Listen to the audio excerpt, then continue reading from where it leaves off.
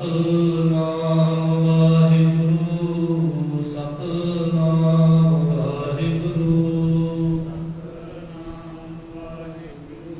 सतनाम वाहिगुरु।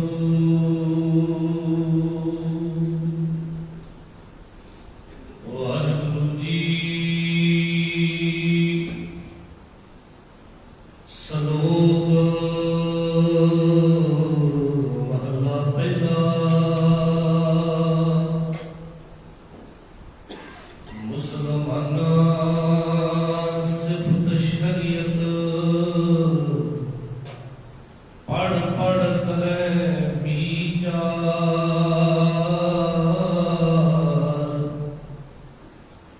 बंदे से जे पवे विच बंदी वेखण तो दीदार।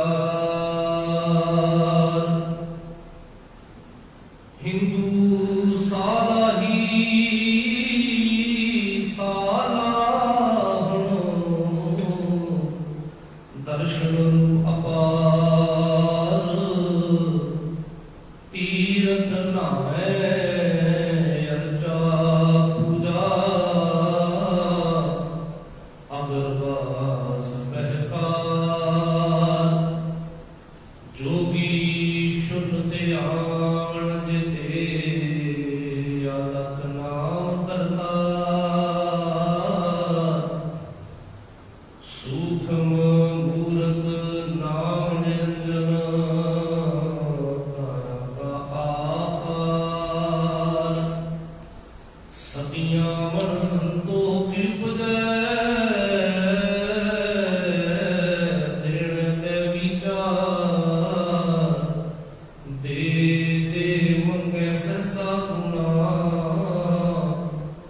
सोभ करे संसार। चोरा जरा ते कूड़ियारा खाला पावे कार। एक होंदा खाए चले ऐथाओ तिना पे काई कार। जल थल जिया पुरिया लोआ आकार आकार। ओए जे आखे सो तू है जान तिना पे तेरी सार।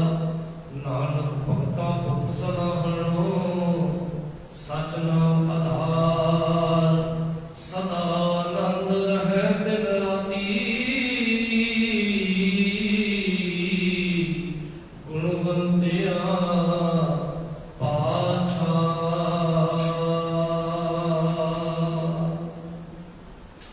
वाहिगुरु जी का खालसा वाहिगुरु जी की फतेह। जुगो जुगी अटल चबर छतर सिंहासन दे मालक सारी कायनात दे सर्वत कुदरत दे संजय सतगुरु शब्द गुरु धन धन साहिब श्री गुरु ग्रंथ साहिब जी महाराज जी दे सजे हुए पावन दरबार दियां हाजरियां पर रहे गुरु प्यारियो गुरु सवारियो। रहमत है सतगुरु महाराज जी की जिस सदका अमृत वेले गुरु दरबार का सच बैठे हाँ। सतगुरु ने संगत विच बैठन का इस भाग समा बख्शिया है।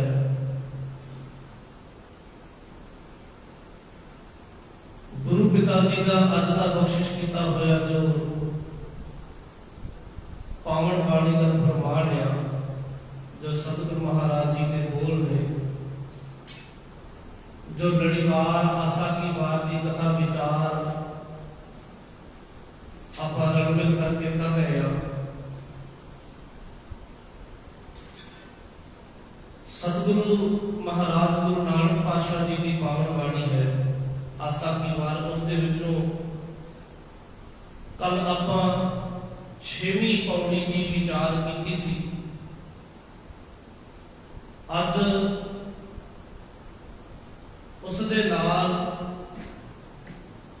सतगुरु महाराज जी द्वारा दर्ज किए हुए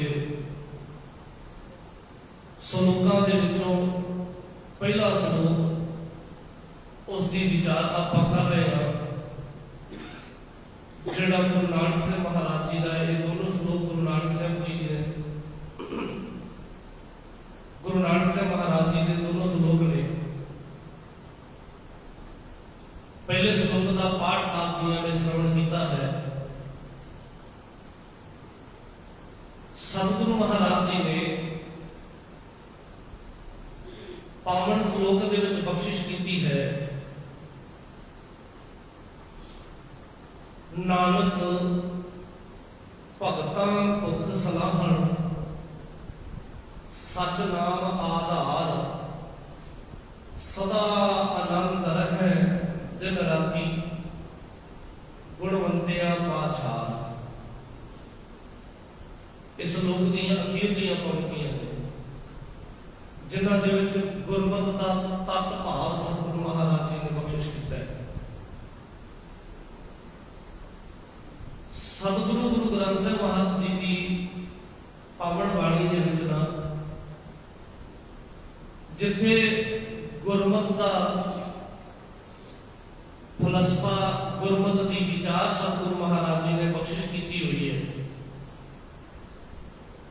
उत्थे कई थावां ते सतगुरु महाराज जी ने होर अणमतां दे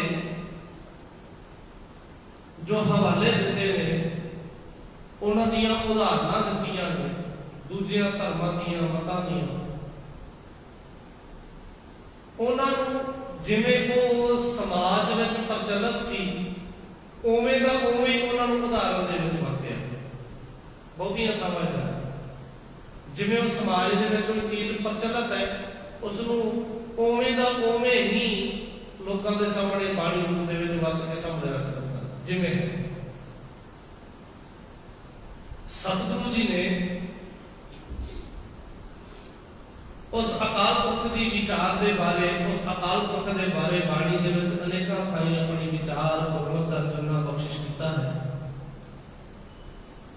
इत्थे भी इस श्लोक दे विच भी सतगुरु महाराज जी ने अखीर दी पंक्तियां दे विच आख्या कि नानक भगतां भुख सलाहण सच नाम आधार। हे नानक भगतां भुख सलाहण उस अकाल पुरख दे भगतां प्यारियां दे मन अंदर हर वक्त हर वेले उस अकाल पुरख की वडियाई करन दी भुख लगी रहती है। वडियाई की विचार की भुख हमेशा बनी रहती है। ये भुख कदे खत्म नहीं होती। नानक भगतां भुख सलाहण सच नाम आधार। मन के अंदर सिफत सलाह की तांग सिफत सलाह की भुख नूं लैके अकाल पुरख के सच्चे नाम नूं अपने जीवन का आधार बनाया है। जीवन का आधार इस गल नूं ध्यान दे विच रखियो। इस गल नूं ध्यान दे विच रख के ही सारे श्लोक की जिहड़ी विचार है वो होनी। सतगुरु महाराज जी ने यह बख्शिश जिहड़ी कीती है भी उस रब दे प्यारियां दे दिलां दे अंदर मना दे अंदर वडियाई करन दी भुख है, करवाउण दी नहीं। ये गल नोट करने वाली है। रब्बी दे प्यारियां दे दिलां दे विच वडियाई रब दी करन दी भुख ते हो सकती है, पर किसी तो आप दी वडियाई करवाउण दी तांग नहीं होती उन्हां दे दिलां दे विच भी लोकी साडी वडियाई करन। मैं नाम जपना, मैं सेवा करदा, मैं लंगर लाया, मैं है ना इदा करना भी लोकी मेरी वडियाई करन, मैनू सलाउण, चार बंदे खड़ के आखण भी बड़ा बल्ले बल्ले बल्ले कमाल करती फलाने ने इदा कीता, फलाने ने ये पाठ करदा करना इदा करदा, फलाने ने इदा करना। ज्यादातर धर्म का कारज करन तो बाद असीं वडियाई की आस रखते हैं भी चार लोग सानू चंगा कहण। ਵੀ ਜਿੱਥੇ 10 ਜਣੇ ਇਕੱਠੇ ਹੁੰਦੇ ਨੇ ਉੱਥੇ ਸਾਡੀ ਗੱਲ ਚੱਲੇ ਤੇ ਲੋਕੀ ਆਖਣ ਵੀ ਹਾਂ ਫਲਾਣੇ ਨੇ ਆਹ ਕੰਮ ਕੀਤਾ, ਵੀ ਕਮਾਲ ਕਰ ਦਿੱਤੀ। ਸਾਡੇ ਦਿਲ 'ਚ ਕਿਤੇ ਨਾ ਕਿਤੇ ਧਰਮ ਦਾ ਕਾਰਜ ਕਰਕੇ ਵੀ ਇਹ ਗੱਲ ਰਹਿੰਦੀ ਹੈ। ਪਰ ਗੁਰੂ ਪਿਤਾ ਜੀ ਦਾ ਕਹਿਣਾ ਹੈ, ਗੁਰੂ ਨਾਨਕ ਸਾਹਿਬ ਮਹਾਰਾਜ ਜੀ ਦੀ ਬਖਸ਼ਿਸ਼ ਹੈ, ਕਹਿਣ ਲੱਗੇ ਨਾਨਕ ਭਗਤਾਂ ਭੁੱਖ ਸਾਲਾਹਣ, ਸੱਚ ਨਾਮ ਆਧਾਰ। ਰੱਬ ਦੇ ਸੱਚੇ ਨਾਮ ਨੂੰ ਜ਼ਿੰਦਗੀ ਦਾ ਆਧਾਰ ਬਣਾ ਕੇ ਹਮੇਸ਼ਾ ਦਿਲ ਦੇ ਅੰਦਰ ਇੱਕ ਤਾਂਘ ਲੈ ਕੇ ਚੱਲਦੇ ਨੇ ਕਿ ਇਹ ਅਕਾਲ ਪੁਰਖ ਤੇਰੀ ਸਿਫਤ ਸਲਾਹ ਵਡਿਆਈ ਹਮੇਸ਼ਾ ਕਰਦਾ ਰਹਾਂ, ਤੇਰੀ ਕਰਦਾ ਰਹਾਂ, ਮੇਰੀ ਜ਼ੁਬਾਨੋਂ ਤੇਰੀ ਵਡਿਆਈ ਹੁੰਦੀ ਰਹੇ, ਮੇਰਾ ਮਨ ਤੇਰੀ ਵਡਿਆਈ ਦੇ ਵਿੱਚ ਲੱਗਿਆ ਰਹੇ।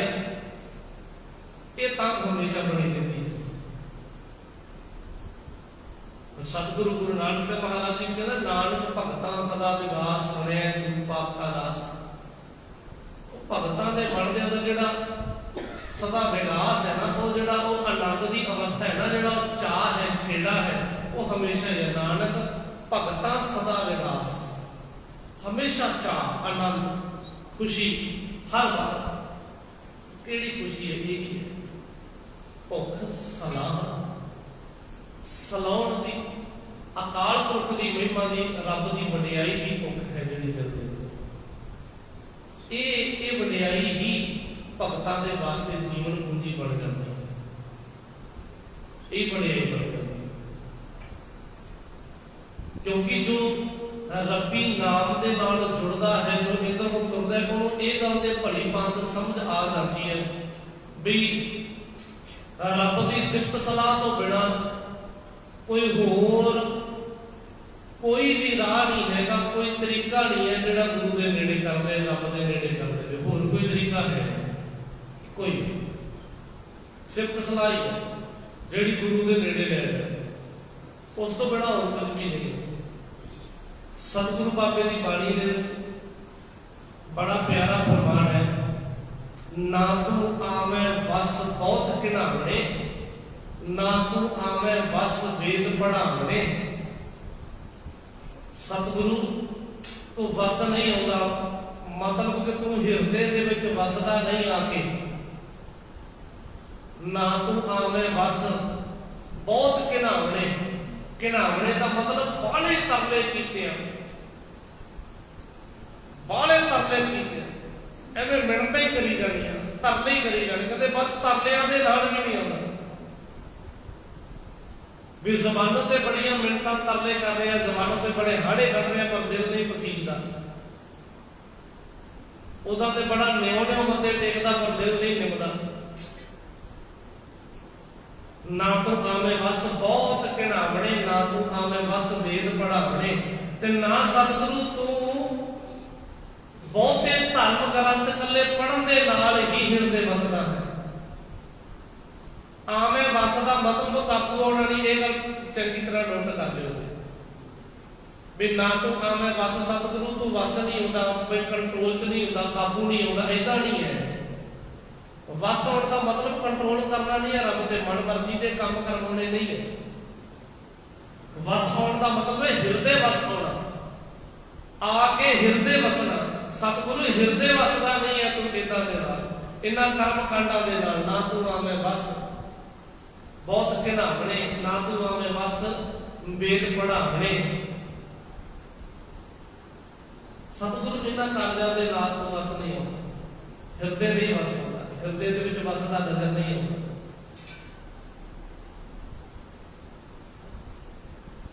ਇਹਨਾਂ ਤਰੀਕਿਆਂ ਦੇ ਨਾਲ ਨਹੀਂ, ਭਾਵੇਂ ਸਾਰੀ ਧਰਤੀ ਘੁੰਮੀ ਹੈ, ਬਹੁਤੇ ਤੀਰਥਾਂ ਦਾ ਰਟਨ ਵੀ ਕਰ ਰਹੇ ਆ, ਪਰ ਅਗਰ ਦਿਲ ਦੇ ਅੰਦਰ ਅਕਾਲ ਪੁਰਖ ਦਾ, ਗੁਰੂ ਦੇ ਬਚਨ ਦਾ ਪਦ ਬਣੇ ਤੇ ਕਿਸੇ ਕੰਮ ਦੇ ਨਹੀਂ, ਫਿਰ ਤੀਰਥ ਰਟਨ ਕਿਸੇ ਕੰਮ ਦੇ ਨਹੀਂ।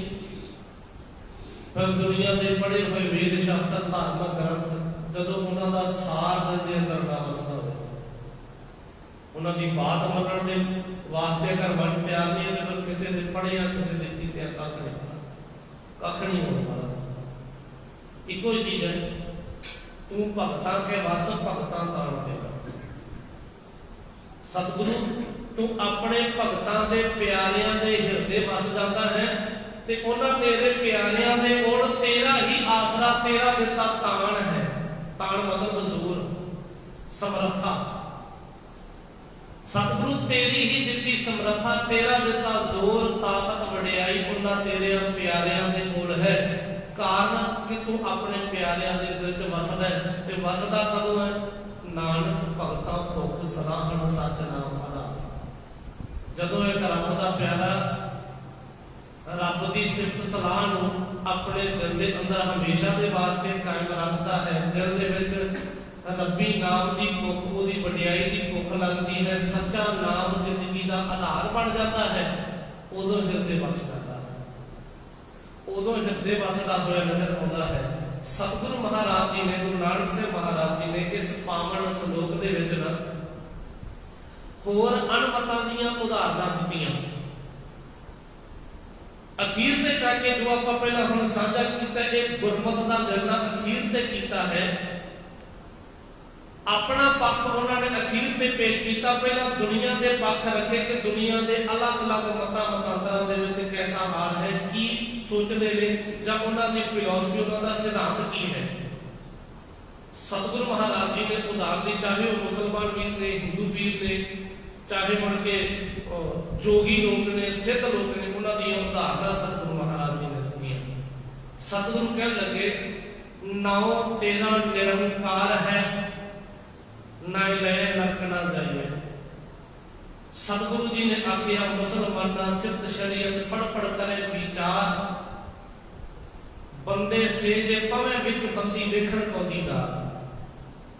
ਮੁਸਲਮਾਨ ਵੀਰਾਂ ਦੇ ਵਿੱਚ ਸ਼ਰਅ ਦਾ ਕਾਨੂੰਨ ਮੰਨਿਆ ਜਾਂਦਾ ਹੈ, ਸ਼ਰੀਅਤ ਮੰਨੀ ਜਾਂਦੀ ਹੈ।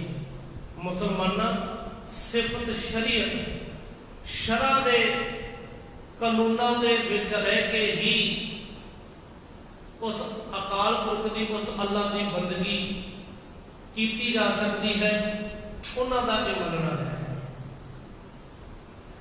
ਮੁਸਲਮਾਨਾਂ ਸਿਫਤ ਸ਼ਰੀਅਤ ਪੜ ਪੜ ਕਰੇ ਵਿਚਾਰ, ਤੇ ਉਸ ਸ਼ਰਅ ਦੇ ਕਾਨੂੰਨਾਂ ਨੂੰ ਪੜ੍ਹਦੇ ਨੇ, ਲਾਗੂ ਕਰਦੇ ਨੇ, ਵਿਚਾਰਦੇ ਨੇ।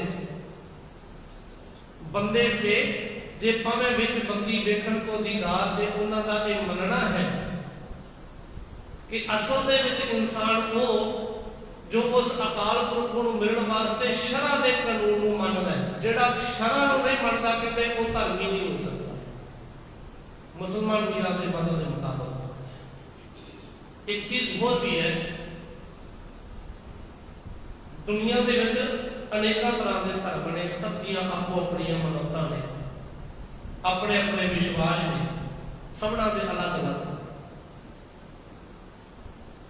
ਸਿਰਫ ਕਿਸੇ ਧਰਮ ਦੇ, ਕਿਸੇ ਫਿਰਕੇ ਦੇ ਚਿੰਨ੍ਹ ਧਾਰਨ ਕਰ ਲੈਣਾ, ਜਾਂ ਸਿਰਫ ਉਹਨਾਂ ਦੀਆਂ ਕੁਝ ਉਹ ਸ਼ਰਤਾਂ ਮੰਨ ਲੈਣੀਆਂ ਜਿਹੜੀਆਂ ਸਰੀਰਕ ਰੂਪ ਦੇ ਵਿੱਚ ਪੂਰੀਆਂ ਹੁੰਦੀਆਂ ਨੇ। ਸਰੀਰਕ ਰੂਪ ਦੇ ਵਿੱਚ ਪੂਰੀਆਂ ਕੀਤੀਆਂ ਜਾਣ ਵਾਲੀਆਂ ਸ਼ਰਤਾਂ ਨੂੰ ਮੰਨ ਕੇ ਚਿੰਨ੍ਹ ਧਾਰਨ ਕਰ ਲੈਣੇ, ਤੇ ਫਿਰ ਕੋਈ ਬੰਦਾ ਆਖੇ ਵੀ ਮੈਂ ਧਰਮੀ ਹੋ ਗਿਆ, ਤੇ ਏਦਾਂ ਧਰਮੀ ਨਹੀਂ ਹੋਇਆ ਜਾਂਦਾ। ਉਸ ਅੱਲਾ ਦੀ ਬੰਦਗੀ ਦੇ ਵਿੱਚ ਜੁੜਨ ਦੇ ਵਾਸਤੇ ਦਿਲੋਂ ਮੁਹੱਬਤ ਜ਼ਰੂਰੀ ਹੈ। ਉਸ ਅਕਾਲ ਪੁਰਖ ਤੋਂ, ਉਸ ਅੱਲਾ ਵਾਹਿਗੁਰੂ ਤੋਂ ਖੈਰ ਬੰਦਗੀ ਦੀ ਮੰਗਣੀ ਜ਼ਰੂਰੀ ਹੈ।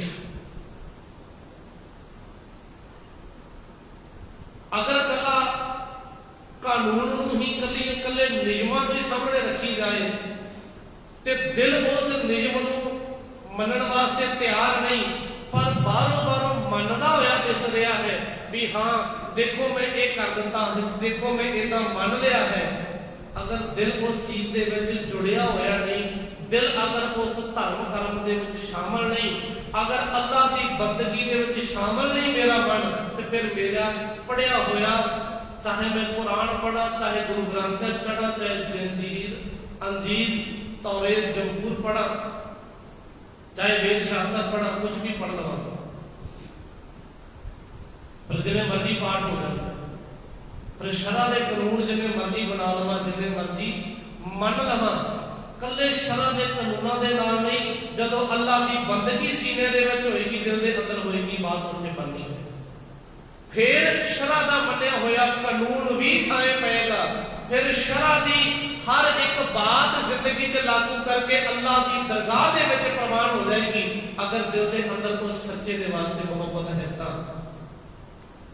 अगर सिर्फ मन के कानून ही है पर दिल से मोहब्बत नहीं है तो फिर कुछ भी प्रमाण नहीं, फिर कुछ भी प्रमाण नहीं। मुसलमान सिद्ध शरीयत पढ़ पढ़ करे विचार बंदे से ते पवे विच बंदी वेखण को दीदार, उन्हां दा नहीं मानना। ਜਿਹੜੇ इस बंदी दे विच मतलब इस बंदिश दे विच पैंदे ने, ਜਿਹੜੇ इस बंदिश नूं मनदे ने शरा दी, कहंदे ओही इंसान तो धर्म। अगे उदाहरण दी हिंदू साला ही सालाहन दर्शन रूप अपार तीर्थ नामे अर्चा पूजा अगरवास रहता। हिंदू वीरां दे मत दे अंदर अनेक तरह के काम ने, बहुत तरह के जिन्होंने तीर्थ नहाना, पूजा करनी, फुल चढ़ाने, सुगंधियां वास्ते धूफां दिखाउणियां, अगर वास महकार, महकार का मतलब उस सुगंध बिखर जाती है। अगर वास महकार, अगर का मतलब है चंदन, चंदन को अगर भी कहते हैं। जड़ियां धूफां ने डके वाली अगरबत्ती कहते हैं। अगरबत्ती का मतलब है जी बत्ती बनी हुई है अगर की चंदन की बनी हुई, असल तो चंदन की होती नहीं, बस नाम ही अगरबत्ती रखा हुआ। सतगुरु कह लगे तीर्थ नामे अर्चा पूजा अगर वास महकार, एक कार्य भी करते तीर्थ नहाना, पूजा करनी, फुल आदि चढ़ाने, पुण्य दान करने, धूफा दिखाउणियां, ये भी करते हैं। हिंदू साला ही सालाहन दर्शन रूप अपार। दर्शन रूप का मतलब है दर्शन की, दर्शन शास्त्र की विचार करते दर्शन की, दर्शन एक तरह की फिलोसफी है, उन्होंने हर कोई नहीं पढ़ता,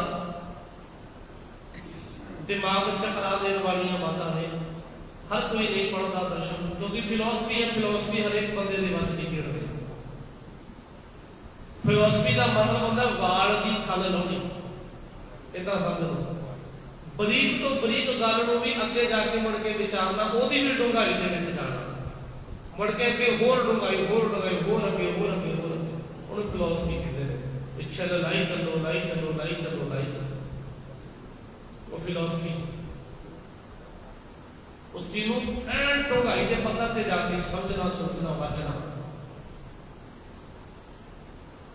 हिंदू साला ही सालाहन दर्शन रूप अपार।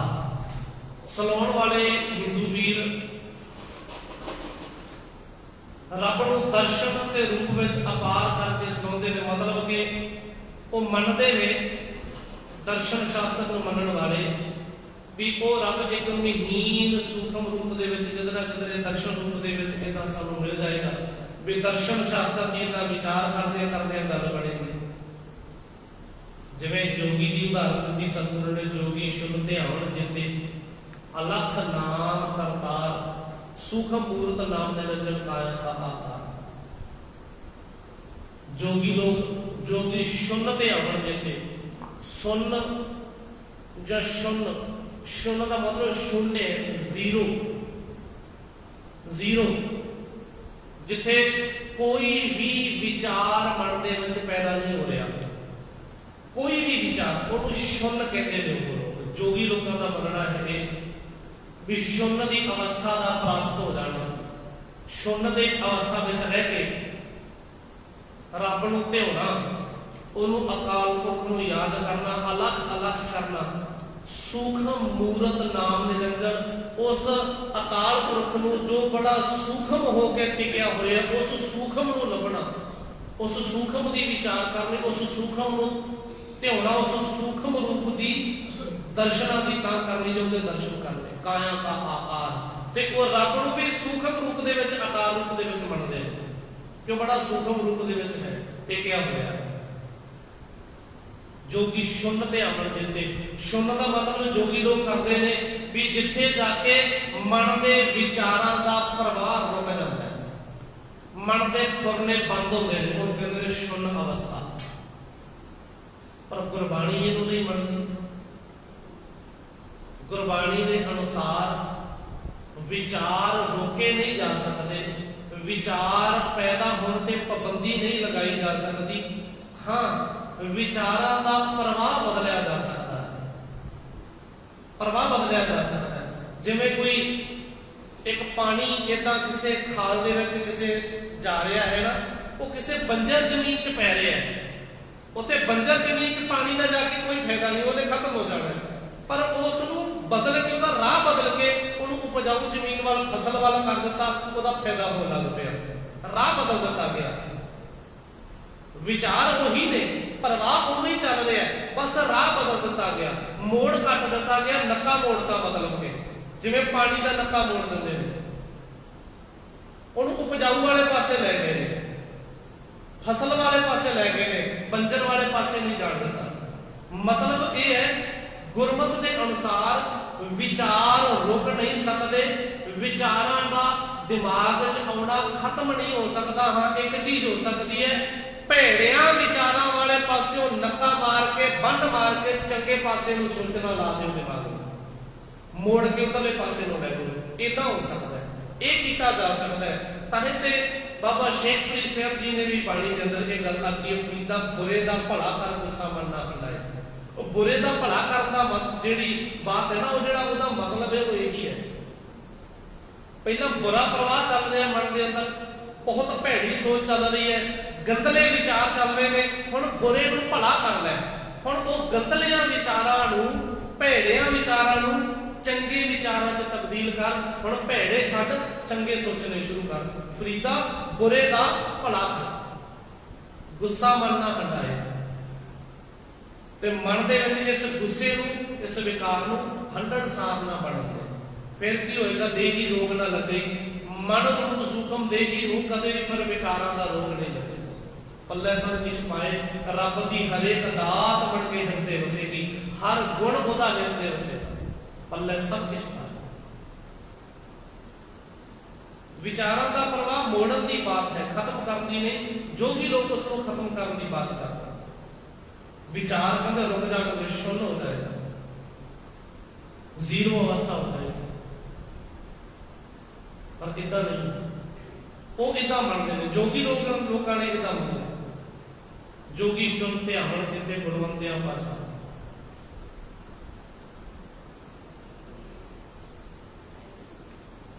जिते अलग नाम का अलग अलग करते हैं, अलग अलग करते हैं, रब नूं ते होंदे होए बुरे बंदे ने कहते साडे पास दिल च मुड़ के फुरना नहीं पाना चाहिए। अगे एक उदाहरण होर गुरु नानक पातशाह दिंदे ने, कहते सतियां मन संतोख उपजै देने कै विचार, दे दे मंगै सहसा गुना शुभ करे संसार। सतियां सतियां आखदे ने दान करन वाले नूं, सतिया दान करन वाला, दानी जो दान दिंदा है, दूजियां च वंडदा है। सतियां मन संतोख उपजै देने कै विचार, दानियां दे मन च देर दे ख्याल दे नाल संतोख होंदा, भाव के थोड़ा खांदे आ लाउंदे आ ताकि कुछ बचा लईए, कुछ दान कर लईए, कुछ खा लईए। पर दान दे के अगे करते की ने, एक पासे ते दान करदे आपदे वल्लों पुण्य दा काम कर रहे हैं, दूजे पासे की हो रहा है, सतियां मन संतोख उपजै देने के विचार। मन दे विच दान करन दा ख्याल आउंदा ते ओ संतोख करदे, मतलब संकोच के वरतदे ने, बचा लेंदे ने, बचा के दान दे विच दिंदे, बचा के दान दे विच दिंदे ने। हुंदा कि पर दे दे मंगे सहसा गुना, दिंदे ने, किसी ने लाख रुपया लाता ते मंगदा रब तो 10 लाख रुपया मिल गया, वे रब्बा मैं लाख रुपया लंगर ते खर्च लगा, कृपा करी साडी फसल एडी तकड़ी होवे, लहरा बहरा ही हो जाए। लाउंदा 1000 है, मंगदा लाख है, लाया लाख है, मंगदा करोड़ है। दे दे मंगे सहसा गुना, हजारां गुना होके मंगदा है कि मैनूं इन्ना चाहिए, ला इन्ना रहा। उस दिते हुए दान के बदले हजारां गुना दान रब तो भावदा है, दे दे मंगे सहसा गुना शोभ करे संसार। ते नाल ये भी है भी नाले ते मैं दान करा ते नाले रब तो 1000 गुना वापस रिटर्न मिल जाए ते नाले लोकी मेरी शोभा कर भी कमाल करती दानी बड़ा कर दान पुण्य बड़ा कर नाले लोकी शोभा कर। ये मन के विच भी ख्याल है सदियां मन संतोख उपजे। संतोख का मतलब उस संतोखी सुभाव का मतलब ये नहीं है भी उन्होंने अंदर ये चीज प्रवृत्ति पैदा होगी भी जिन्ना उन्होंने कमाया उसके अंदर बहुत खुश रहने लग पे। नहीं, इतने संतोख का मतलब है संकोच करना, मतलब कि वो कंजूसी कर करके मन के अंदर ये विचार पैदा होता भी ये किवें ना किवें बचा के दान दे विच लईए भी रब सानूं होर देगा। मैं 100 दूंगा, मैं 100 रुपया बोल के छुपाऊंगा, रब आपको 1000 खर्च करे। ज्यादातर तो इदा का होता है, ज्यादातर बारी असीं इदा सोच लेंगे, बहुत बारी इदा सोचते। एक चीज होर, एक पॉइंट होर है जिहड़ा समझण वाला है, वो है बहुत बार ये चीज कही जाती है फलाने ने गुरुद्वारे फलानी चीज दान की, फलाना सिओ ने इन्ने पैसे गुरुद्वारे दान करते, फलाने ने लंगरां दे विच फलानी चीज दान की। ये लफ्ज ही गलत है। दान करना गुरुद्वारे कोई भी दान नहीं कर सकता, गुरुद्वारे दे विच कोई भी दान नहीं दे सकता। इत्थे भेटा दी जाती है, दान देने वाला वड्डा हुंदा है ते असीं गुरु तो छोटे हैं, असीं गुरु तो निक्के हैं, निवाणे हैं, असीं दान नहीं दे सकते। दान देने वाला जिहड़ा कहता मैं दान दे रहा उसका मतलब होता कि मैं वड्डा ते दान लैण वाला छोटा। दान देने का मतलब ये होता है असल दे विच भी वड्डे वालों छोटे नूं दान दिता जाता है। छोटे नूं दान निमाणिया गरीबां दे विच लोकी इदां वंडदे ने, कहंदे फलानी चीज दान करके आए भी साडे कोल हैगा सी, फलाने कोल नहीं सी हैगा, असीं दे के आए। गुरुद्वारे ਦੇ ਵਿੱਚ ਜਦੋਂ ਕੋਈ ਸਿੱਖ ਜਾਂ ਕੋਈ ਵੀ ਸੇਵਾਦਾਰ ਕੋਈ ਚੀਜ਼ ਲੈ ਕੇ ਆਉਂਦਾ, ਕੋਈ ਪੈਸੇ ਦਿੰਦਾ ਜਾਂ ਕਿਸੇ ਨੇ ਫਿਲਟਰ ਦੇਤਾ, ਭਾਂਡੇ ਦੇਤੇ, ਕਿਸੇ ਨੇ ਚਾਦਰਾਂ ਚੜਾਤੀਆਂ, ਕਿਸੇ ਨੇ ਕੁਝ ਵੀ, ਉਹ ਦਾਨ ਨਹੀਂ ਹੁੰਦਾ, ਉਹ ਭੇਟਾ ਹੁੰਦੀ ਹੈ। ਭੇਟਾ ਜਿਹੜੀ ਹੁੰਦੀ ਹੈ ਨਾ ਉਹ ਵੱਡੇ ਦੇ ਸਾਹਮਣੇ ਛੋਟੇ ਵੱਲੋਂ ਦਿੱਤੀ ਜਾਂਦੀ ਹੈ। ਇਹ ਦਾਨ ਅਤੇ ਭੇਟ ਦੇ ਵਿੱਚ ਫਰਕ ਹੈ। ਦਾਨ ਵੱਡੇ ਵੱਲੋਂ ਛੋਟਿਆਂ ਨੂੰ ਦਿੱਤਾ ਜਾਂਦਾ ਹੈ ਤੇ ਭੇਟਾ छोटिया वालों वड्डियां दे सामने रख के हाथ जोड़े जाते हैं जी प्रवान करियो, प्रवान करियो। इसे करके आप गुरुद्वारे जो अरदास करते हैं कड़ाह प्रसाद की या प्रसादे की तो कहते ना सतगुरु जी दर प्रवान करियो। प्रवान होया प्रसादा संगत च वरते, कहते हैं ना प्रवान होने का मतलब है सतगुरु साडी भेंट प्रवान करियो, निमाणियां दा रुखा मिसा प्रवान करियो। असीं तुहानूं देण जोगे नहीं, तुहाडीआं ही दातां तुहाडे सामने रखीआं। सतगुरु ने बाणी च भी आख्या तेरा दिया तुझे क्या अर्पण। सतगुरु तेरा ही दिता होया सारा कुछ है, मैं दानी किवें बन गया? फिर गुरु का दिता होया गुरु के सामने रख के दान किवें हो गया?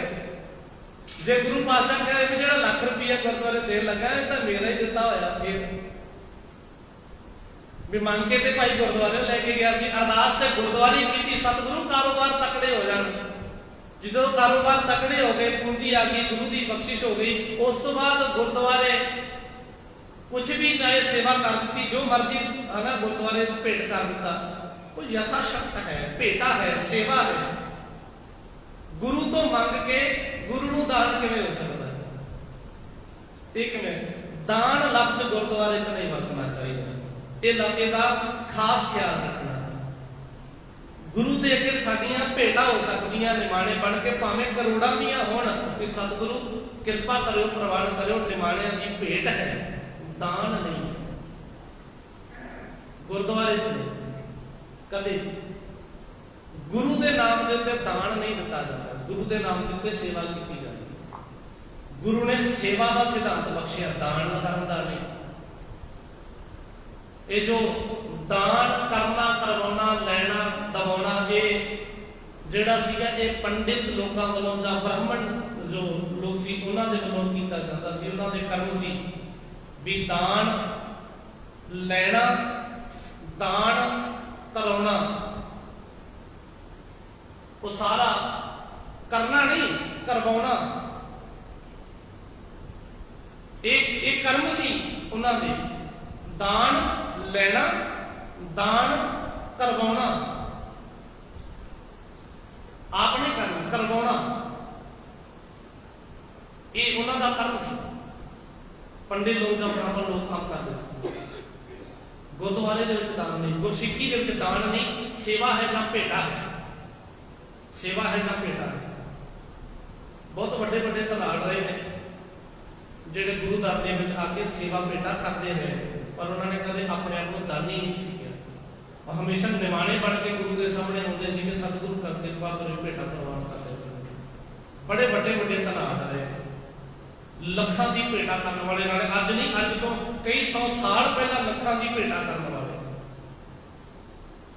ਸਵਾ ਲੱਖ ਦਾ ਜਦੋਂ ਚੰਦਨ ਦਾ ਪੀੜਾ ਬਣਦਾ ਤੇ ਗੁਰੂ ਪਾਤਸ਼ਾਹ ਜੀ ਦੇ ਚਰਨ ਰੱਖਣ ਵਾਸਤੇ ਉਹਨਾਂ ਦੇ ਕੋਲੇ ਆ ਜਾਂਦਾ, ਪ੍ਰਸਾਦੀ ਹਾਥੀ ਭੇਟਾ ਹੋ ਜਾਂਦਾ, ਪੰਚਕਲਾ ਸ਼ਾਸਤਰ ਭੇਟਾ ਹੁੰਦਾ। सतगुरु गुरु गोबिंद सिंह महाराज जी के बारे गल कही जाती है कि उन्होंने दस्तार ते जिहड़ी कलगी सजदी सी घट्टो घट उस समय की 1.25 लाख रुपए की सी। उस समय चंदन की चौकी सी, ਉਹਦਾ ਮੁੱਲ 1.25 लाख, प्रसादी हाथी 1.25 लाख का, पंचकला शस्त्र 1.25 लाख का। सारियां भेटां ने, दान नहीं है गुरु के दरबार दे विच, किते भी नहीं है। सारा इतिहास पढ़ दो, तुहानू एक भी जगह ते दान लफ्ज नहीं मिलेगा भी गुरु साहब के दरबार जाके किसी ने दान किया, नहीं। हाँ, ये हो सकता है गुरु ने सिखां नू दान दिता होगा, ये हो सकता है। गुरु सिख नू दान दे सकता है, सिख गुरु नू दान नहीं दे सकता। ये गल चेते चले।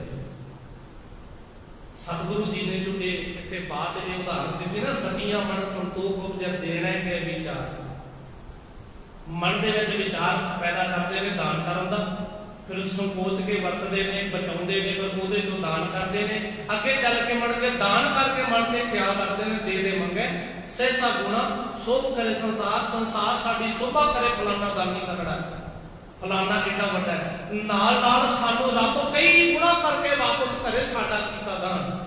ये भी है मन भी, मैं 100 रुपया गोल्ड ते पाया तो लाख रुपया रब सानू वापस करे, फिर गल बनती। ये रिटर्न पॉलिसी भालदे हैं गुरु पॉलिसी, ये सानू रिटर्न चाहिए जी, सानू जरूरी है, चाहिए। सतगुरु कहते एक हुंदा खाए चले थां ते ना बेसाई का। एक ऐसे पीने जिन्होंने ना कोई दान पुण्य किया, सगों की जगह उन्होंने मिला जो कुछ हैगा सी, एक हुंदा खाए चले ए खाऊ, जिन्ना को जेड़ा हैगा हुंदा होया, हुंदा सुंदा भी खा पी के जहानों निकल गए। जेड़ा कुछ पहला हैगा वा दान ने की करना, जेड़ा पहला हैगा वो भी खा पी के निकल गए। एक चले, एक हुंदा खाए चले ए खाऊ, इन्ना बेकाई का वो भी खाली हाथ चले जाते हैं। उन्होंने भी कोई काम नहीं किया, उन्होंने किया की है, उन्होंने भी एक आ रही सी वो जिन्ना सी वो नवेड़ी हुई है। जल थल जियां पुरियां लोआ आकारा आकार, समुंदर विच सुकी धरती ते है ना, जल थल जियां जीवां दे विच पुरियां लोआ आकारा आकार, सबना दे विच समुंदर धरती पुरियां लोकां आकारा शरीरक हस्तियां दे विच वो जो कुछ भी आखदे ने वो तू ही जानता है सतगुरु पातशाह। जितना भी संसार है, जितना भी व्यापकता है, कुछ लोग ऐसे संसार में, ऐसे सारे पासे में यही मानते भी आ ही रब है, बस अब कुदरत ही रब है। कोई चीज़ों को रब मानते हैं, कुछ कहते हैं रब है ही नहीं, कुछ कहते हैं कितने अलग बैठा है, कोई कहते हैं कितने है, कोई कहता पताल च रहिंदा, कोई कहता आकाश च रहिंदा, किसी वास्ते स्वर्ग के वास्ते विच रहिंदा, पर गुरमत के निर्णय के अनुसार वो चार चुफेरे हर जगह ते सब किते वसदा, कण कण दे विच वसदा, बलिहारी कुदरत वसदा। कोई जे आके सो तू है जाने तना पे तेरी सार, सतगुरु जो वो आखते ने, जो दुनिया के लोग कहते हैं, जो अपनिया मन मर्जियां के मुताबिक कर्मकांड करते हैं, या जो अपने अनुसार जो उन्होंने मत मतांतर बनाए, या उन्होंने जो आपदे हिसाब के नाल अपने सोचने के मुताबिक जिहड़ियां उन्होंने पाबंदियां बनाईयां, जिहड़े उन्होंने कानून बनाए ने सतगुरु पातशाह, वो कहते रहते हैं, उन्होंने उत्ते बहसा करते हैं, पर सतगुरु जानता है तू है सारा कुछ। वो जे आखे सो तू है जान तिना पे तेरी सा, नानक भगतां को सलामन सच नाम आदा।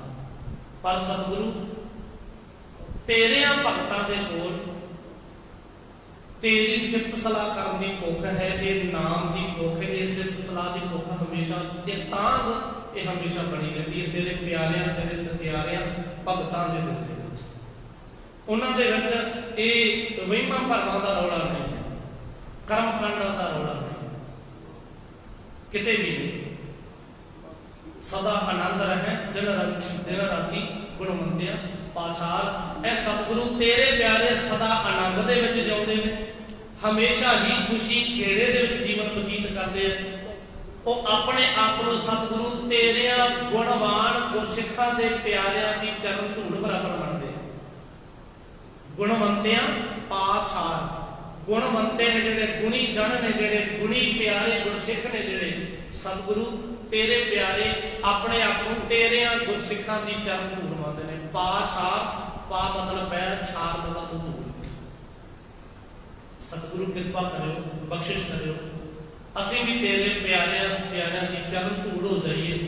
सानू भी इतनी बात गुरमत की समझ आ जाए कि वो अकाल पुरख कर्म कांडां दे नाल नहीं, प्रेम के नाल रीझदा है। साडा भी प्रेम प्यार उस अकाल पुरख के नाल बन जाए। बाणी आप पढ़िए, अक्खां समेत पढ़िए, घरां च बाणी दीआं पोथीआं रखो जी। सतगुरु बाबा मेहर करे, बाणी पढ़दिआं विचारदिआं होईआं भुलां नूं बख्श लैण, अगे वास्ते समर्थ देन जी। दास नूं असीस बख्शो, फतेह साझी करो।